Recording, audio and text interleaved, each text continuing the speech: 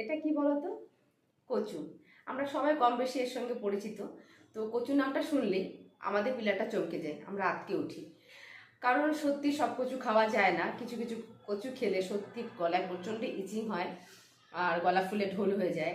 সেক্ষেত্রে আমি বলে রাখি যে কিছু কিছু কচু খেয়ে গলা ফুলে ঢোল হয়ে গেলেও সময়ের সঙ্গে সঙ্গে সেটা কিন্তু ঠিক হয়ে যায়।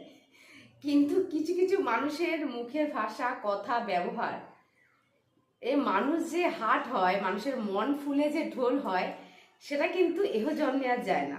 তাই আমার মতে কিছু খারাপ কচু খেয়ে গলা ফুলে ঢোল হওয়াও শ্রেয় খারাপ কিছু মানুষের মুখের কথা, ভাষা আর ব্যবহারের থেকে।